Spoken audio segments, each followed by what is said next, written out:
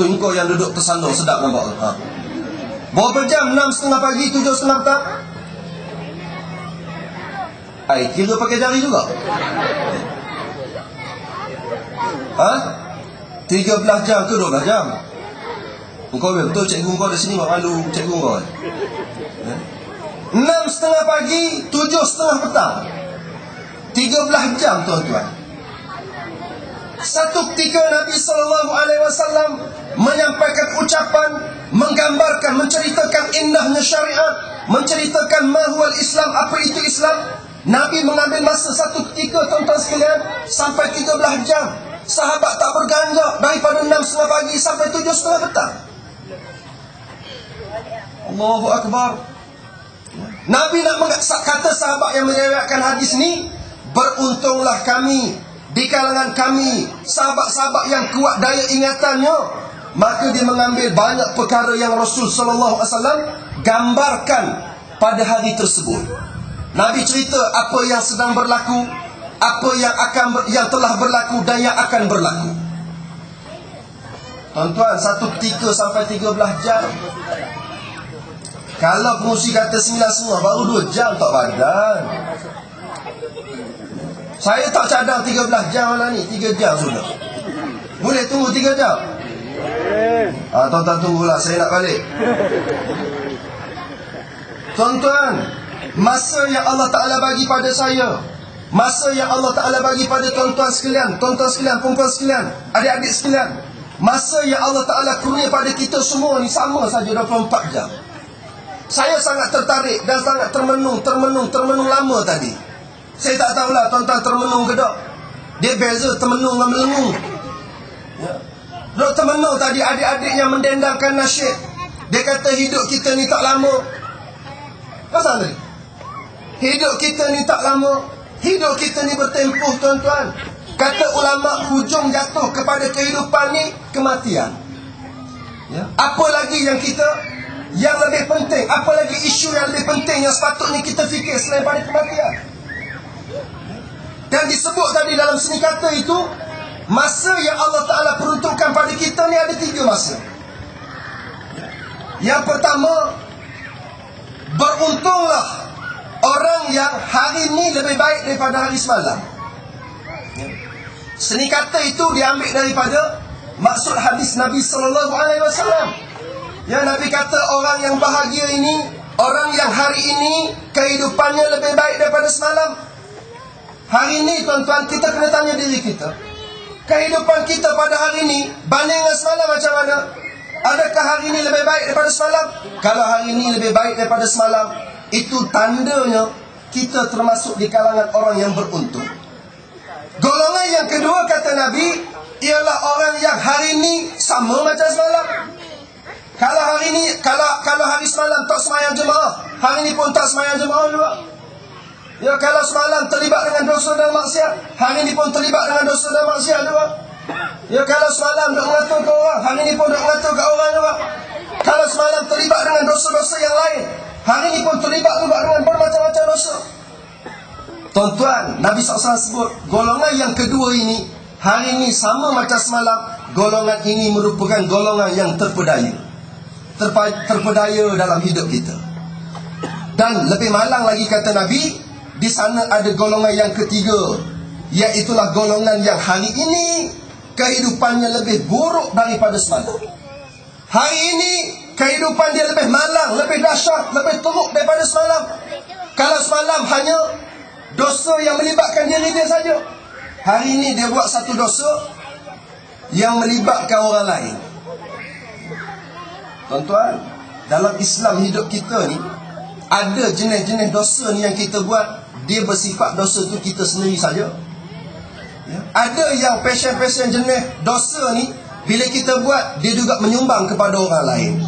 Contoh saya sebut mudah, bagi pasangan suami isteri. Kalau dia waktu dia bujang dulu, si sang suami, kalau dia tak semayang, dia seorang lah, tanggung dia seorang.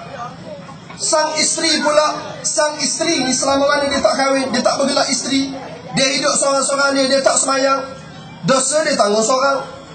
Dia tidak berpuasa, dosa dia tanggung seorang.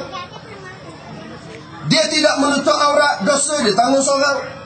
Tetapi selepas dia bergelar suami, selepas dia bergelar isteri, maka dosa tu dia saling sumbang menyumbang.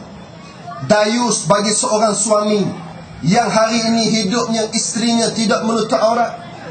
Dayus bagi pasangan ibu bapa yang hari ini dia membela anaknya cerdik matematik, anaknya fasih berbahasa Inggeris tapi buta agama. Anaknya hebat bahasa Inggeris tetapi tidak menutup aurat. Anaknya hebat matematik, hebat akademik tetapi agama terpinggir. Tuan-tuan, adakah ini generasi yang kita nak bina? Adakah ini generasi yang kita nak bina? Cerdik akademik tetapi tinggal agama. Tuan-tuan, akademik penting tetapi agama jauh lebih penting. Agama ni menjamin kehidupan dunia sampai akhirat. Kita membicarakan pada malam ini satu tajuk yang cukup penting, iaitulah indahnya hidup bersyariat. Macam mana kita nak jadi orang yang merasai nikmatnya hidup, dalam erti kata kita menghayati, kita mendasari syariat Islam itu sendiri.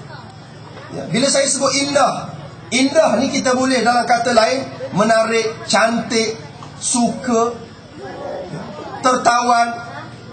Bila kita tengok, kita suka. Bila orang tengok, orang suka. Nak beli kereta yang cantik, yang menarik. Nak menikah, lagilah pula. Dia cari yang cantik, yang menarik. Itu indah. Apa itu syariat? Syariat ialah apa yang disebut dalam kitab, iaitulah ma syara'ahu Allahu li'ibadihi minal aqaidi wal ahkam. Apa-apa yang diturunkan oleh Allah Subhanahu wa taala ke atas Rasul sallallahu alaihi wasallam dan kepada hamba sekalian, yang termasuk dalam penurunan itu ialah akidah dan juga sumber hukum hakam. Tuan-tuan, nilaian kita di sisi Allah ialah siapa yang hebat takwanya. Sa'ad bin Mu'az, seorang sahabat Nabi, masuk Islam umur 21 tahun. Masuk Islam umur 21 tahun. Dia mati umur 26 tahun. Di saat kematian dia bergegar arash, menangis seluruh para malaikat Allah. Tuan-tuan, berapa tahun dalam Islam? 21, 26 mati. 5 tahun dalam Islam. Di saat kematian dia bergegar arash, menangis seluruh para malaikat. Sebab tu isunya hari ni bukan lama mana kita hidup, tetapi yang kita kena fikir jauh lebih penting daripada itu, apakah pengisian yang kita isi dalam tempoh kita diberi kehidupan oleh Allah Subhanahu wa taala. Sebab itu dalam syair disebut, innal ibrata laysa bitulil umur walakin bihusnil amal. Sesungguhnya kebaikan itu dinilai bukan kerana panjangnya tempoh ataupun panjangnya masa, tetapi kebaikan itu dinilai ialah suatu kebaikan yang kita lakukan dalam tempoh tersebut. Isunya bukan 3 tahun pegang pengurusi masjid, bukan 30 tahun, bukan 3 tahun, bukan 5 tahun pegang pengurusi belia, bukan isunya 5 tahun atau 10 tahun. Isunya ialah dalam tempoh kita diberi amanah apa yang kita buat. Isunya bukan 50 tahun hidup ataupun 10 tahun hidup. Isunya dalam tempoh kita diberi hidup itu, apa yang kita isi dalam tempoh tersebut. Sa'ad bin Mu'az 6 tahun di dalam Islam, tuan-tuan, tapi di saat kematian dia bergegar arash, menangis para malaikat Allah. Kita orang zaman kita ni hidup umur 60 tahun, mati tu kalau malaikat tak seronok pun mujur dah.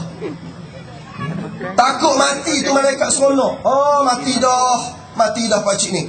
Hidup pun buat menyusahkan aku hipokrit dengan Allah Ta'ala.